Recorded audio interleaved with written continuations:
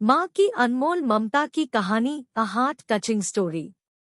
रात के 2 बज रहे थे, फोन की रिंग बजती है। 26 साल का आनंद नींद से जाग बड़ा खुश होकर फोन को रिसीव करता है। खुश इसलिए होता है क्योंकि उसकी नई नई गर्लफ्रेंड बिना टाइम देखे कभी भी उसको फोन कर देती है। फोन की दूसरी तरफ से आवाज आती है, जन्मदिन मुबारक हो बेटा। आज मेरा बेटा पूरे 26 साल का हो गया है। मैं बहुत खुश हूँ। माँ की आवाज सुनते ही आनंद के चेहरे के एक्सप्रेशन बदल जाते हैं। वो गुस्से में बोलता है, माँ तुझे समझ नहीं आता क्या?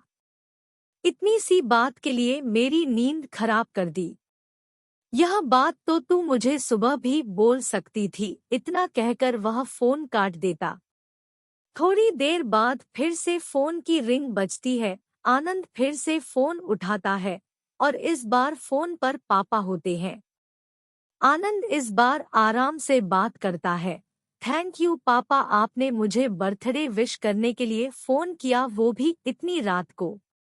पापा कहते हैं, नहीं बेटा, मैंने तुम्हें मुबारकबाद देने के लिए नहीं बल्कि ये बताने के लिए फोन किया है कि तुम्हारी माँ बिल्कुल पागल है। वो इतनी पागल है कि पिछले 1 महीने से मुझे हर दिन तेरा बर्थडे याद दिलाते आ रही है। वो इतनी पागल है कि तू हमसे सैकड़ों किलोमीटर दूर है, फिर भी उसने यहाँ पर खुद अपने हाथों से तेरे लिए केक बनाया है। ऊपर से ये जिद कर बैठी है कि जब तक तुझे विश नहीं कर देती तब तक न खुद खाना खाएगी ना मुझे खाने देगी। आनंद सब ध्यान से सुन रहा था और उसे ये महसूस भी हो रहा था कि उसने अपनी माँ को फॉर ग्रांटेड ले लिया था। वो बोला, नहीं पापा, माँ बिल्कुल पागल नहीं है। पापा कहते हैं, नहीं बेटा, तू अपनी माँ के पागलपन को नहीं जानता, मैं जानता हूँ। वह तो 26 साल पहले ही पागल हो गई थी जब डॉक्टर ने उसे कहा था या तो हम बच्चे को बचा सकते हैं या आपको।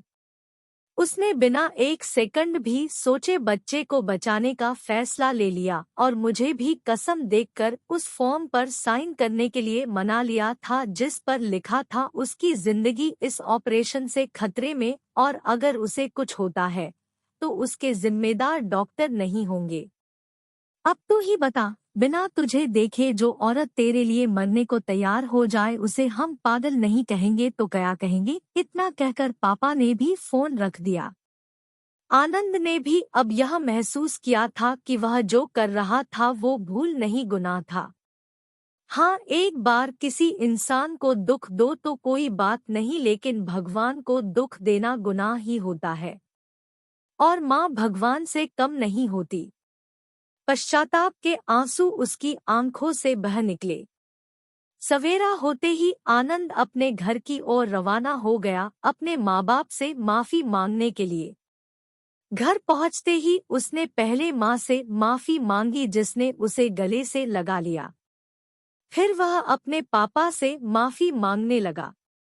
पापा ने कहा, कोई बात नहीं बेटा, जा तू वापस चला जा। तेरी माँ हमेशा कहती थी कि तू उसे बुढ़ापे में संभालेगा, लेकिन मैं उसे समझा दूंगा। जैसे आज तक मैं उसे संभालते आया हूँ वैसे ही आगे भी मैं उसका ख्याल रखूंगा। उसे भी यह समझ लेना चाहिए जो बेटा उसके एक फोन करने से परेशान हो जाए वह उसे उम्र भर क्या संभालेगा। बाप की ऐसी कड़वी बातें सुन आनंद की आंखें बहने लगी। वो सर झुकाए अपने बाप के सामने चुपचाप खड़ा रहा।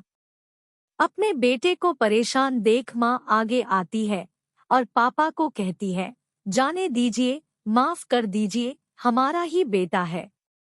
माँ की ममता का मोल ना कोई लगा पाया था ना कोई लगा पाएगा।